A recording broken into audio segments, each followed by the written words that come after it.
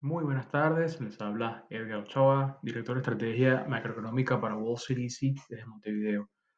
Quería aprovechar para actualizar el video que hicimos el domingo, que bueno, hablábamos mucho del promedio móvil de 50 días, evidentemente ese promedio móvil lo quebró y bueno, quería actualizar un poco las variables que estamos observando, las razones de por qué quebró ese promedio móvil y qué podría pasar a partir de acá. Bueno, yo voy a arrancar con comentarles un poco de que el quiebre de ese promedio móvil vino por el hecho de que en China el domingo se estuvo hablando de una posible bancarrota de Evergrande, que es una empresa de bienes raíces, constructora en China, con una deuda enorme, más de 300.000 millones de dólares en deudas. Y bueno, hoy se confirmó esa quiebra y creo que en parte por eso el rally de hoy, o perdón, no esa quiebra, se confirmó el impago, no la quiebra. Por lo que, en cierta forma, por eso el mercado me parece que no está subiendo con una convicción mucho más importante. Y bueno, esta empresa representa casi el 2% del PIB de China, por lo cual, bueno, mucha gente está nerviosa de que no se ha dado todavía un rescate de la empresa a pesar de lo grande que es. Yo les comento muy por encima que, en mi opinión, China sí va a rescatar a la empresa, va a esperar seguramente un poco más. eh, y seguramente no va a ser un rescate directo del gobierno central, sino más bien va a ser las empresas del Estado, que en China hay muchísimas, y seguramente van a ser también los bancos del Estado que ayuden a extender la fecha de vencimiento de esas deudas para que esto sea un rescate indirecto, ¿no? Es lo que muy probablemente va a suceder y es lo que todo el mercado está esperando saber para entender qué puede suceder con esta empresa. Yo en el domingo les mostré algunos medidores que estábamos viendo. Le quiero iniciar ya con la parte más técnica de lo que está sucediendo. Fíjense cómo se desarrolla el índice, perdón, el oscilador McClellan. Cerramos en niveles que han tendido a ser compra. Fueron en junio fue compra, en abril fue compra. No significa que estamos en niveles extremos, nada que ver, porque en julio y en agosto marcamos niveles más extremos de sobreventa. Mayo también otro nivel bastante importante de sobreventa.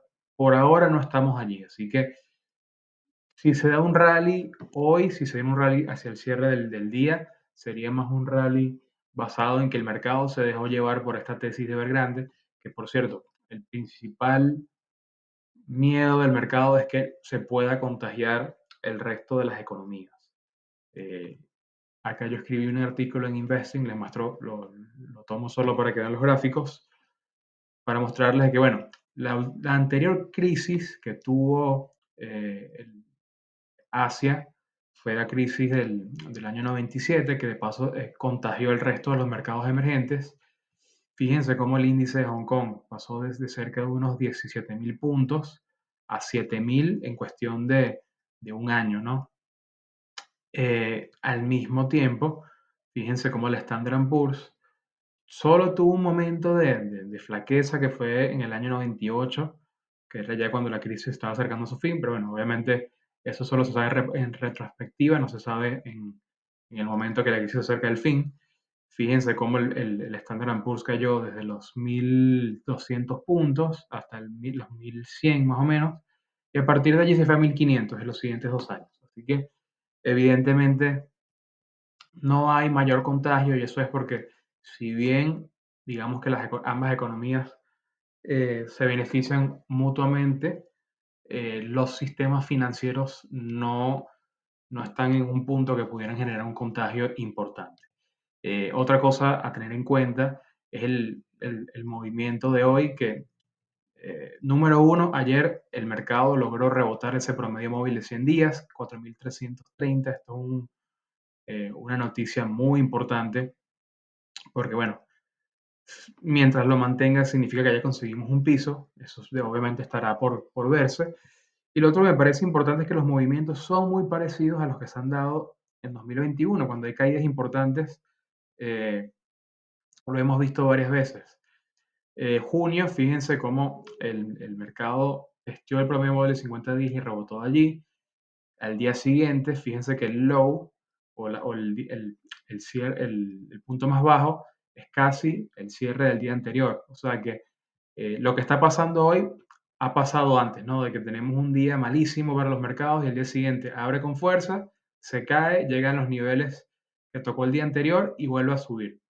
Y esta tendencia, el único momento que no se repitió fue en agosto, que el mercado al día siguiente estuvo de hecho por debajo, ¿no? Del nivel que marcó en el día de la caída importante, pero igual terminó cerrando con una ganancia interesante y significó un nuevo rally para los mercados.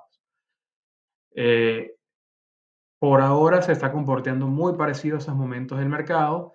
Creo que la gran diferencia en esta ocasión es que el mercado mañana tiene a la Reserva Federal hablando y el mercado está muy atento a lo que va a decir la Reserva Federal, porque muchos dicen, bueno, seguramente va a trazar a noviembre un anuncio de retiro de estímulos, pero hay algo de miedo, evidentemente, ¿no? El mercado tiene miedo a que termine por sorprender. Yo no creo que vaya a sorprender. La Reserva Federal no tiende a sorprender a los mercados, tiende a anunciar y prepararlos si viene alguna noticia importante.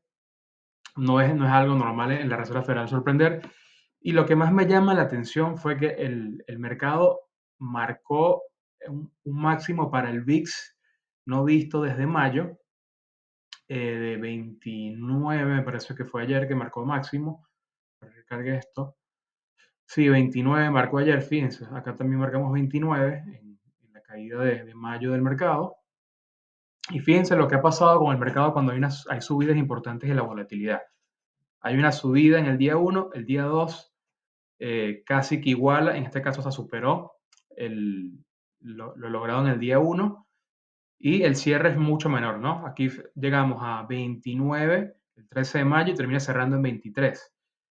Vamos a otro, al siguiente mes, que fue también, todos coinciden por cierto, con semana posterior al vencimiento de opciones mensuales, o al vencimiento de opciones, perdón.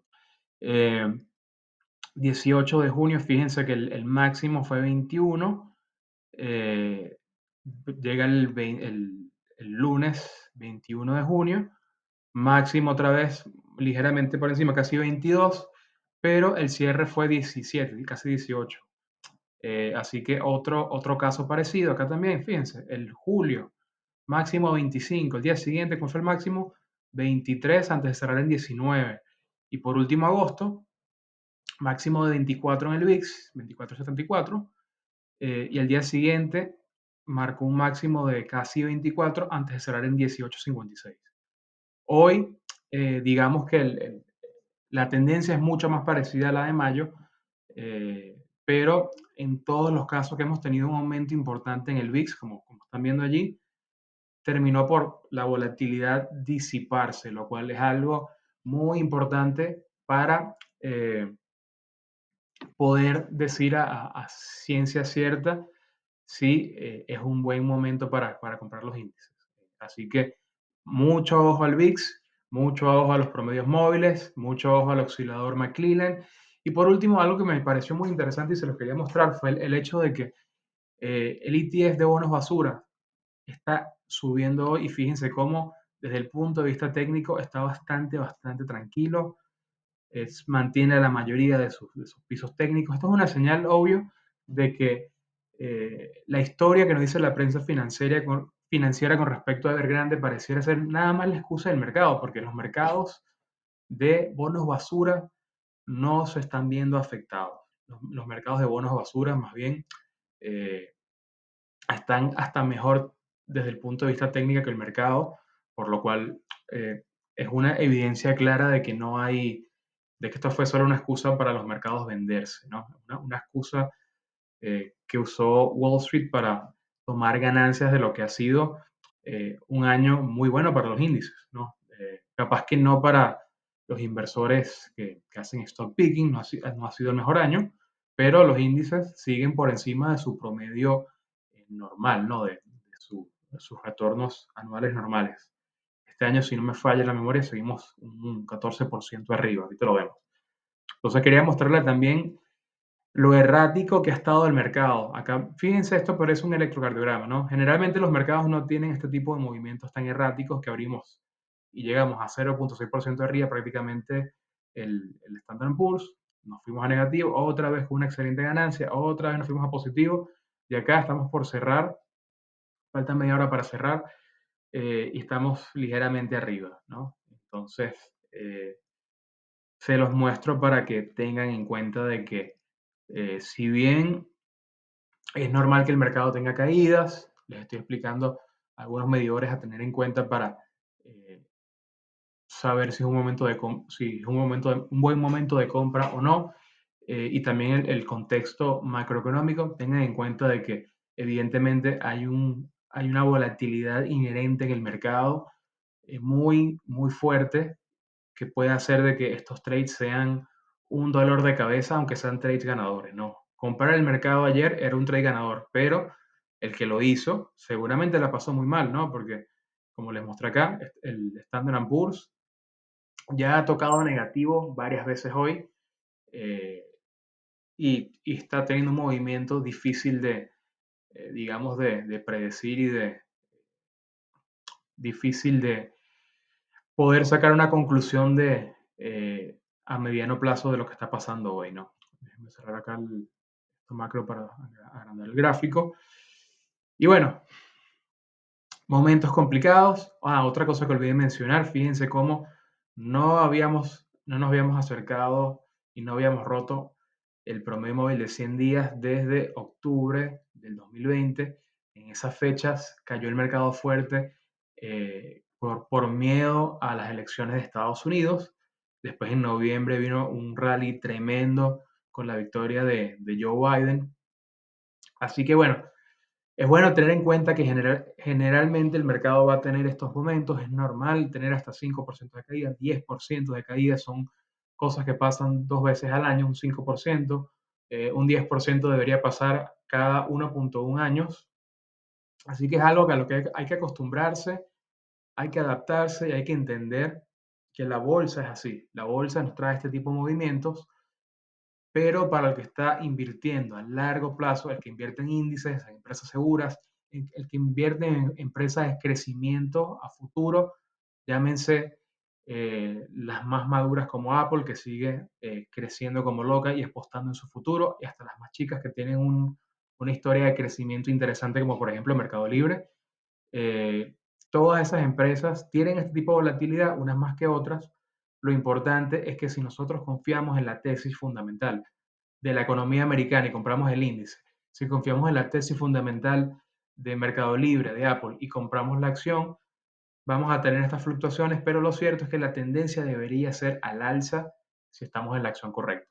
Entonces quería decirles eso para que entiendo que muchos seguramente la están pasando mal con esta volatilidad, pero tengan en cuenta que la bolsa generalmente sube más, se mueve más como una ola que una subida en escalera, y es algo para lo que tenemos que concientizarnos para no malvender los índices, para no malvender una empresa, y más bien para aprovechar estas caídas que se dan de vez en cuando para ir agregando un poquito más a nuestra cartera, porque es una manera de que nuestro patrimonio le gana la inflación y es una manera eh, de que tengamos un capital mucho más interesante a futuro si seguimos un grupo o si seguimos este tipo de herramientas que tienen, que es es la que usan los millonarios en Estados Unidos con su 401k, es tener paciencia y agregar cada vez que el mercado da oportunidades de compra. Así que lo dejo hasta acá. Cualquier pregunta, por favor, envíala a info@wallstreeteasy.com o a nuestras redes sociales. Se despide Edgar Ochoa. Nosotros investigamos,